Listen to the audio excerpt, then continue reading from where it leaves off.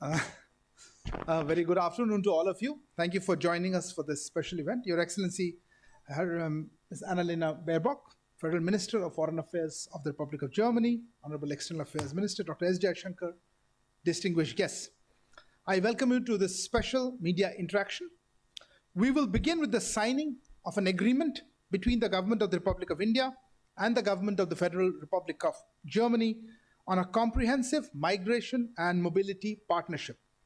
I would request both the foreign ministers to kindly sign the agreement. We will now have the agreements.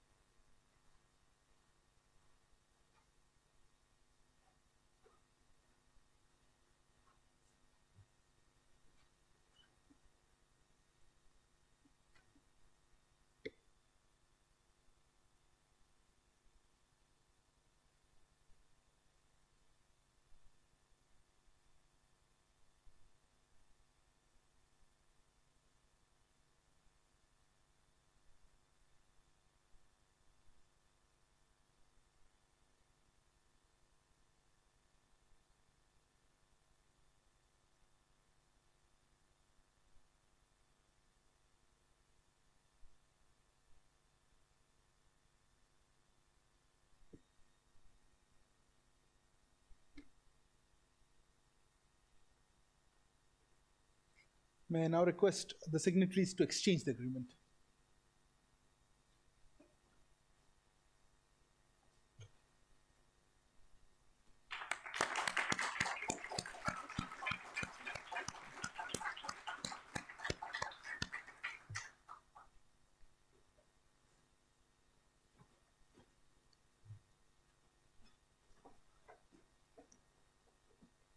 Thank you.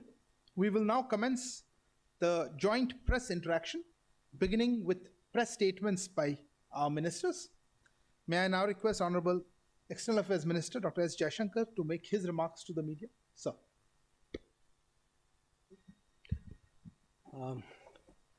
Minister Annalena Baerbock, members of the Indian and German delegations, friends from the media.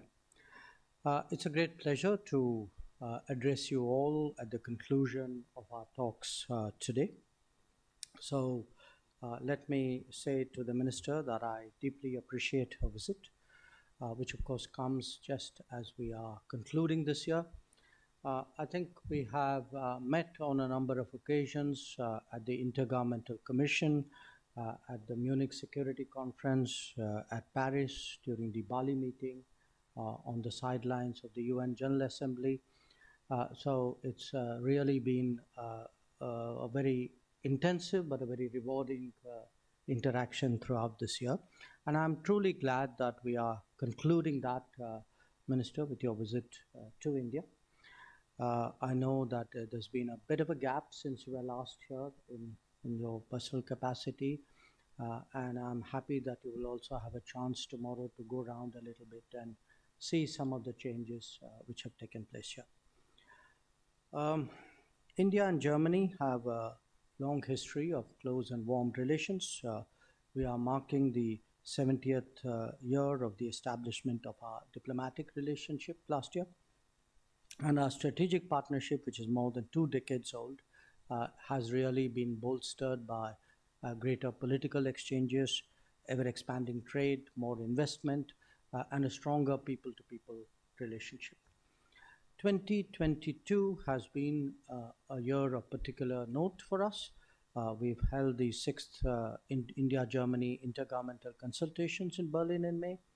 And this was the first since the current government in Germany, led by Chancellor Scholz, came to power.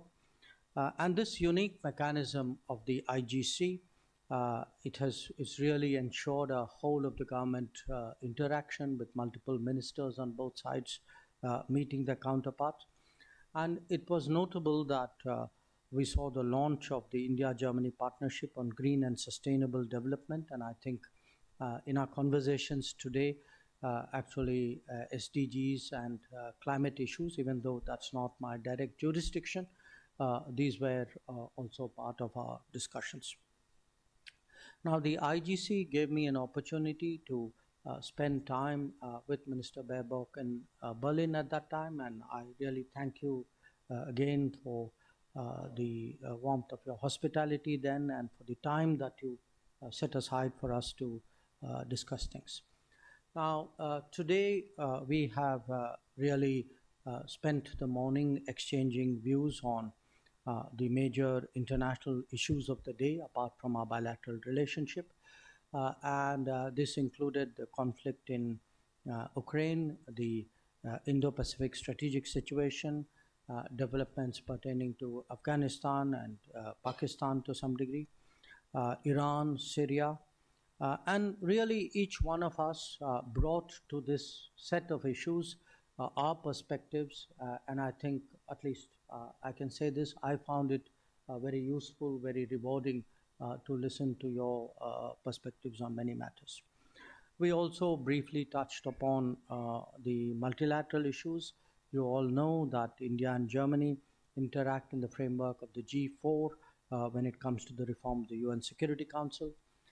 We had a discussion on India's G20 presidency, which comes just as Germany itself is concluding a very successful G7 presidency. And I know that we have Germany's strong support as we take up our responsibility in the G20. Among the issues we discussed was also cooperation in third countries, in other regions. I think today our relationship has matured to a point where our cooperation should be visible more and more to the rest of the world. So that was something we discussed. How can we make this happen more effectively? We already have some projects in Cameroon, in Ghana, and Malawi, and Peru. But the idea was really how can we be doing very much more? I also welcome Germany's decision to participate in the India-Pacific Oceans Initiative that we had announced in 2019. Where our economic ties are concerned, you all know that India, Germany is our largest partner in the EU. I think we both recognize that the business climate today, the business enthusiasm today is very much stronger.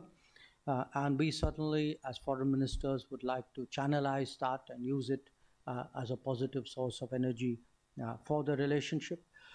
We are today supporting the India-EU negotiations on trade, investment, and geographical indicators. We hope that they will progress well. The third round of negotiations on the FTA has just concluded. But I think on a broader scale, I think both of us spent time talking about how to create more reliable and resilient supply chains. In the digital world, how to encourage more trust and transparency. I think we have a common interest, India and Germany, in ensuring not just a stronger global economy, but also a more secure global economy. So as you can see, on this range of issues, really it's been a very productive morning. There was some talk between us on people-to-people relationships. We have just signed the Migration and Mobility Partnership Agreement, and I do think that this will be a very strong signal for a greater, not just a greater flow of talent and skills between our two societies, but I think also as a basis for a more contemporary partnership. One issue which also came up were the visa challenges, and we hope that some of these are addressed in the coming months so that the backlog can be cleared, and I have every confidence that there will be that effort made by our partner. A specific issue which came up, some of you may be familiar with this case. This relates to a child called Ariha Shah. We have concerns that the child should be in her linguistic, religious, cultural, and social environment.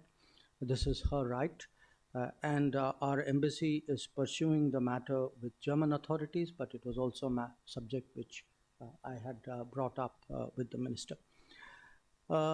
Overall, I would say our bilateral relationship today is very wide, it's very deep, and it really covers, all the key areas: political, strategic, economic, S&T, people-to-people, education. But it can grow very much. And I think we, the two foreign ministers, I think are particularly committed to make that happen. Our meeting today, our discussions were helpful in that regard. Once again, really, Minister, I thank you so much for being here and for partnering me in this endeavor. Thank you. Invite Her Excellency Minister Baerbock to make her remarks.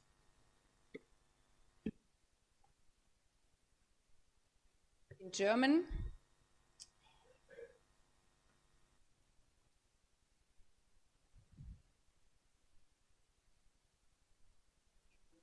Ladies and gentlemen, Subramanyam, Jaishankar ji, thank you very much for the warm welcome you have given me here in New Delhi.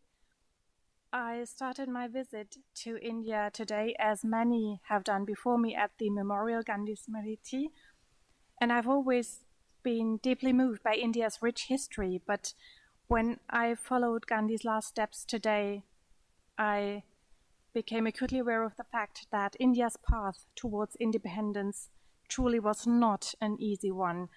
Today, almost 75 years after the murder of Gandhi, there is a close bond between our democracies, a bond that unites us on the basis of shared values: human rights, freedom, democracy, trust in an order based on the law. Thank you very much for the open exchange we had today about all these topics. And this open exchange is possible also because, of course, this is my first official visit to India, but it truly doesn't feel like a first official visit. It rather feels like coming to see a good friend. And the fact that we have met several times already this year at the intergovernmental consultations, as you mentioned, in Berlin, the G20 meeting in Bali, or the UNGA in New York, shows how important the close coordination between friends is to us, especially in this year. The very challenging situation the world finds itself in today makes this more than necessary, and it also illustrates that in these difficult times, it is important that we stand together as partners in values, that we really can grow together, and that we are doing so. My visit today could not be more timely. This month, as you said, India's G20 presidency and your presidency in the UN Security Council overlap with our G7 presidency. So you're also having the presidency of the United Nations Security Council. So, Minister Jaishankar, I would like to explicitly thank you for assuming the presidency of the G20, not only in a business as usual way, but you also made it very clear in our discussion that this is a very special task and that you will shape with great responsibility. So India is assuming global responsibility in this difficult moment. Responsibility for the most urgent tasks of our time. We have the global impact of the brutal war of aggression of Russia against Ukraine, an illegal war that has brought the whole world into a very difficult situation, and it also creates difficulties for your country when it comes to energy supply and fertilizers.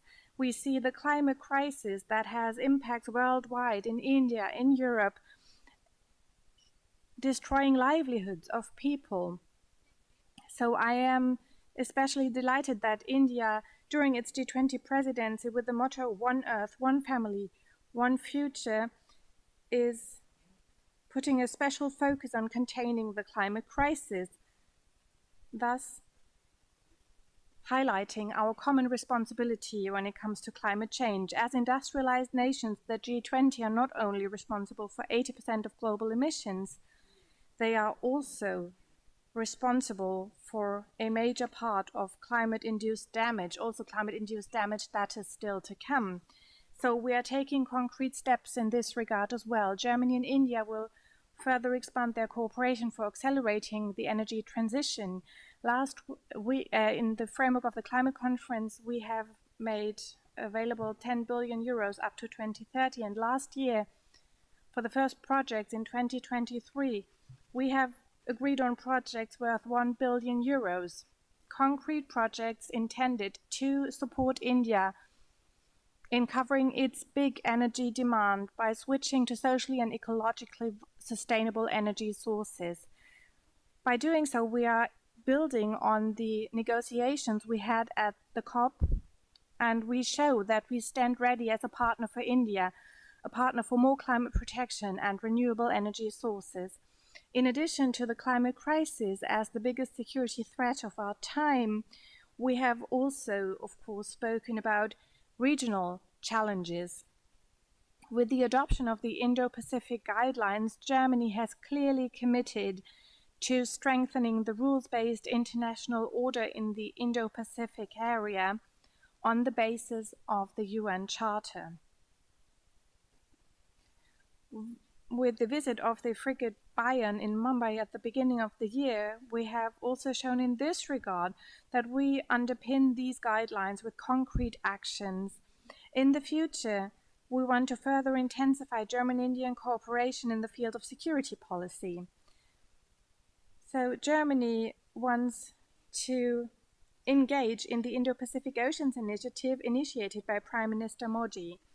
We are also putting a focus on the areas of climate and energy, and we will in particular support the Pacific states in their adaptation to climate change. And also when it comes to the bond between our people, that is so important, we are taking concrete steps today. With the Migration and Mobility Partnership that we have just signed, we are facilitating exchange between our countries. We are supporting, with the Migration and Mobility Partnership, we are supporting the life plans of skilled workers, students, and trainees. In concrete terms, we also want to cut red tape, for example, by reducing waiting times for such visa applications. Because foreign policy not only means that foreign ministers meet, it also means that there are many people can have contacts with the other country, can live together.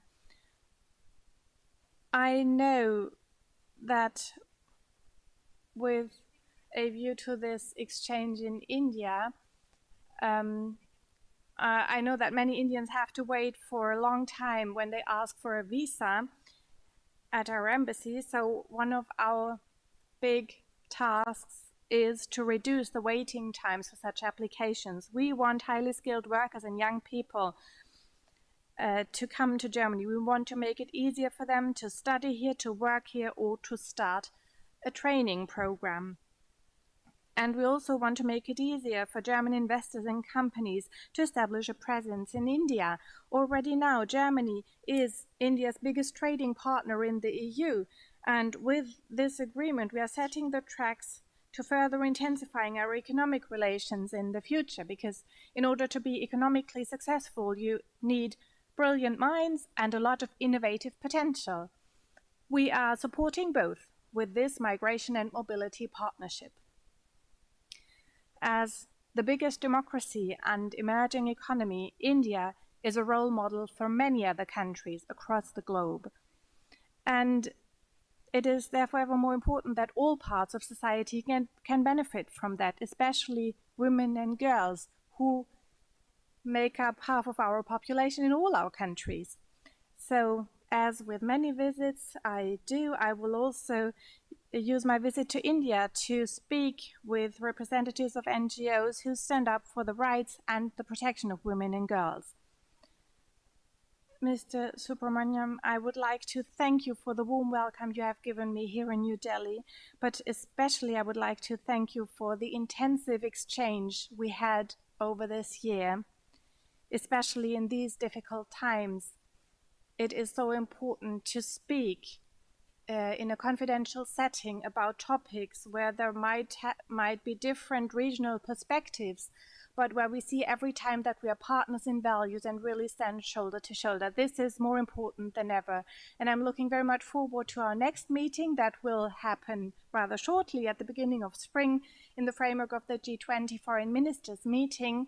And I would like to thank you very much for the hospitality in your beautiful country. Thank you very much. Thank you, Excellency.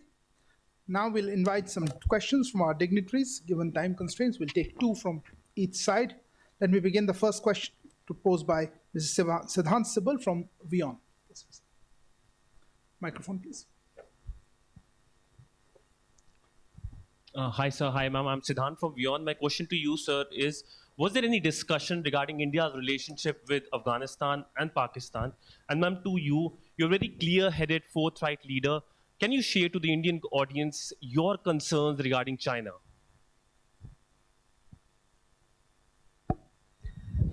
Yes, actually, we had fairly extensive discussions both on Afghanistan and Pakistan. A lot of it was on Afghanistan was our respective assessments of how the situation there is. And you know, the Indian perspective, which I know Germany shares, there's a UN Security Council Resolution 2593, which largely expresses the views of the international community out there. So how do we today assess it, the humanitarian situation, what can we do about it? I think these were some of the issues which came up. Regarding Pakistan, I spent some time with the minister outlining, you know, the nature of our ties, the challenge of cross-border terrorism, and essentially the fact that, you know, we engage Pakistan bilaterally on whatever outstanding issues, but the main challenge today is really the fact that we cannot have talks while there is terrorism. And I think there was understanding from the German side in this regard. Mit Blick auf Yes, with a view to China. As our European friends, we pursue a tripartite approach that is enshrined in our coalition treaty as well. Almost to the day we have been in office for a year, and we are pursuing a strategy with three parts. China is seen as a partner in global challenges, a competitor, and increasingly as a systemic rival as well. China has changed very much over the last few years, and I think the whole region can see this and feel this. So the exchange with actors from the region is very important to us, especially India as a direct neighbor. This is very important for us to have a good assessment of the challenges ahead. One of the newer points in our China strategy is the Indo-Pacific strategy. We will have more diversification in the Indo-Pacific area. There is huge potential for German and European companies. Until now, we've been focusing very much on China, but there are also ties with India and Japan, but not so many with many other neighboring countries. And when it comes to India, we have both highlighted that there is huge potential for further cooperation, both in terms of economic ties, but also when it comes to the security situation. In Germany, we have seen what it means when you become strongly dependent on one country, a country that does not share your values. So with a view to the political and security policy aspects and developments in the region, we will closely cooperate with our partners in the region. On Ms. Alice Botha from the Zeit to ask her question. Herzlichen Dank. Thank you very much. Foreign Minister Baerbock, one question to you.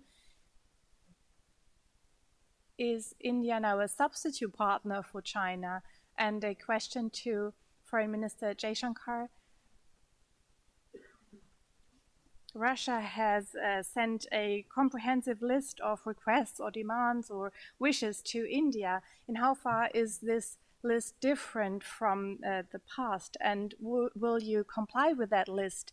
And can I add, India counts very much on negotiations, and Russia has clearly outlined the preconditions for negotiations. Part of this means the recognition of annexed territory in Ukraine. Do you think this is a legitimate foundation, and will you still call for negotiations?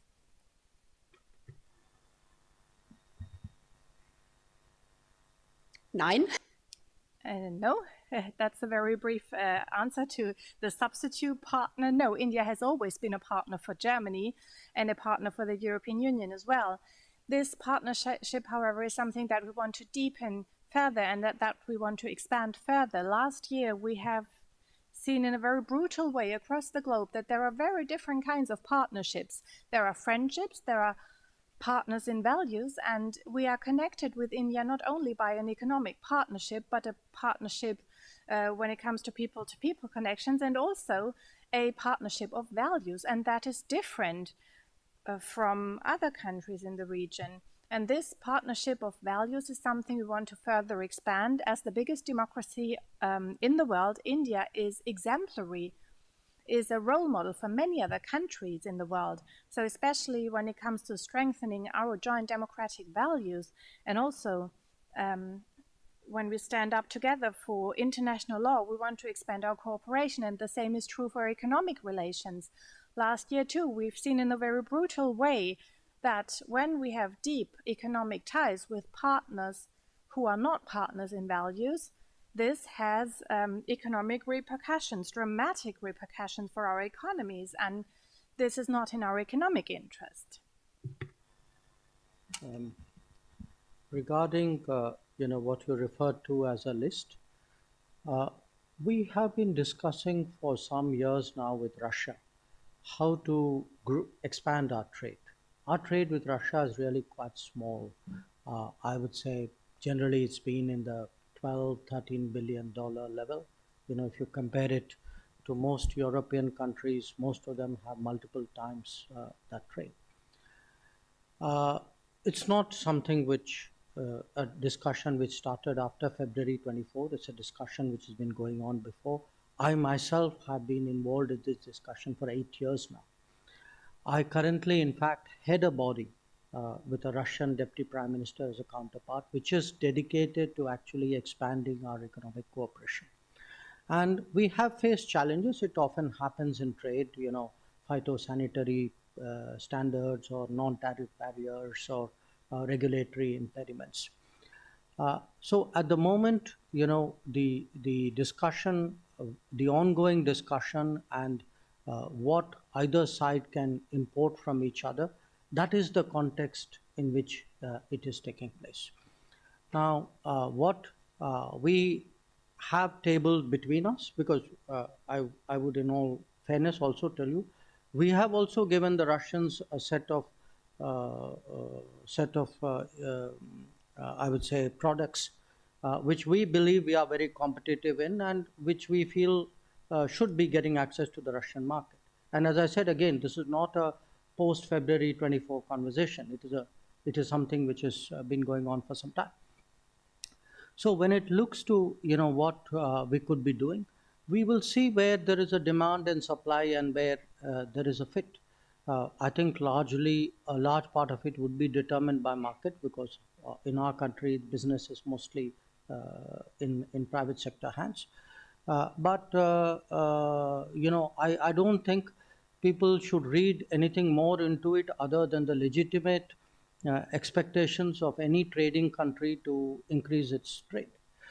On your second question about negotiations, look, the Indian position has been very clear and very public.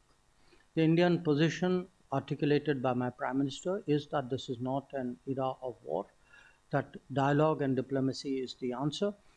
It is a position which, by the way, the G20 has also accepted. It was found expression in their Bali Declaration.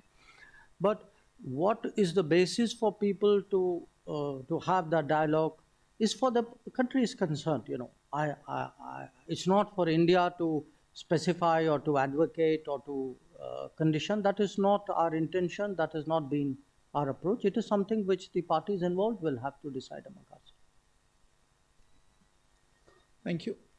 Now I ask Mr. Neeraj Kumar. On the Indian side, in fairness, I think what I have said, which is that, in our view, baby Ariha should be in a position to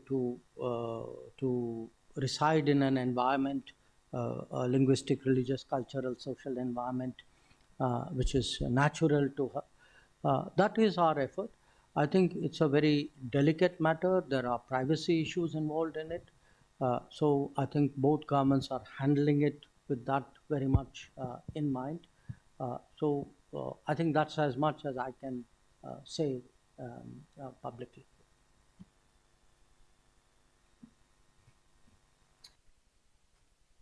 Yes, your question would be about my position on that case when it comes to the protection of a child's well-being in Germany, and it's similar in India. The youth offices are responsible for that.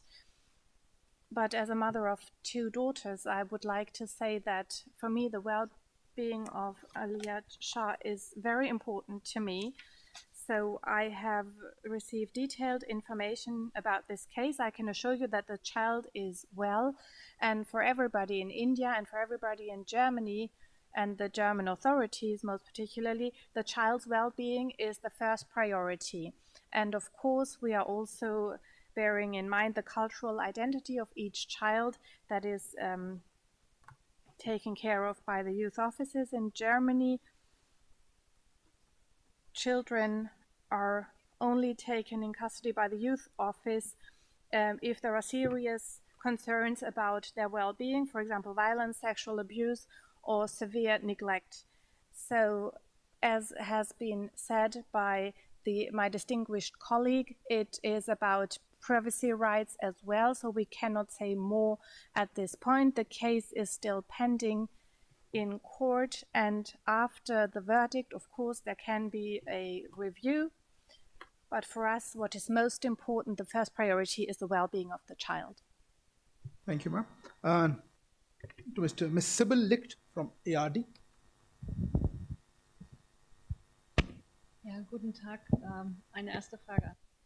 One first question to Minister Baerbock. You have already said Germany is making available 1 billion euros to India for a faster transformation process, a switch to solar energy, phasing out coal finally, because electricity production from coal is still a big part of energy supply in India. What do you think about the time frame? How fast can India phase out coal? Because that was a hot topic being discussed at the climate conference in Egypt. And Jaishankar, India has extended the import of Russian oil. It is a totally opposite position of the European sanctions, actually. Will you change your attitude during the G20 presidency? Thank you.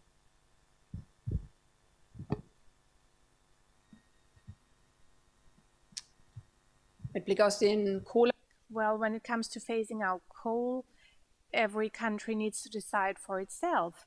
I remember very well how difficult it was for us to start phasing out of coal in Germany. Back then I was a member of parliament, I was not yet foreign minister, and 7 years ago there have been debates in Germany about whether you could even speak about phasing out coal, because phasing out coal meant that many jobs linked to that would be lost. So in Germany, it was very important for us that we do this phase out together with the trade unions, with the companies involved, that we have a social security scheme to buffer the effects for people. And we've made billions of euros available in Germany for that, both when it comes to social security for the people involved and also for developing the specific regions, especially in the east of Germany, that were affected by that phase out.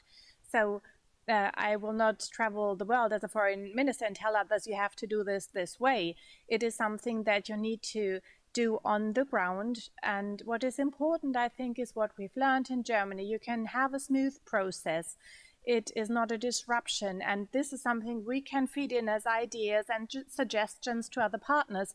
So the Paris Agreement clearly states that by 2050, industrialized nations need to become climate neutral, and all the other countries in the middle of the towards the end of the century. And what we've seen is that we need to phase out faster. And at the climate conference, some states highlighted this very clearly. As the EU, we have even raised our ambitions with our climate goals. In India and Germany, we have started a special partnership on climate to accelerate the process. When it comes to per capita emissions, we have to say very clearly that India is clearly below the per capita emissions of Germany or the EU.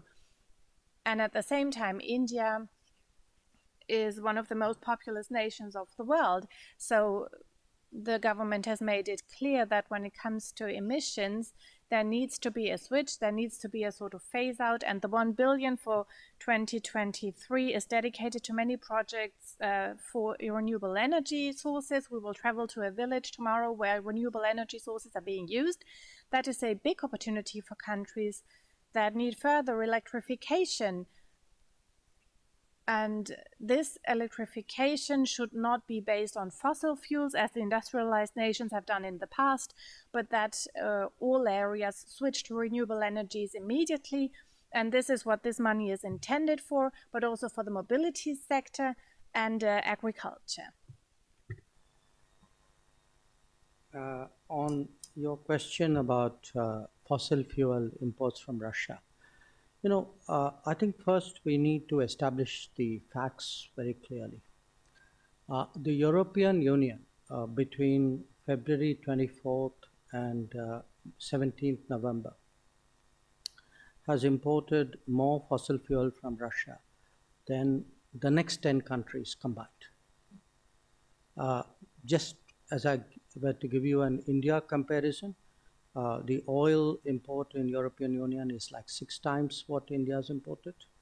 Gas is infinity times because we don't import, whereas European Union has imported $50 billion worth, 50 billion euros worth.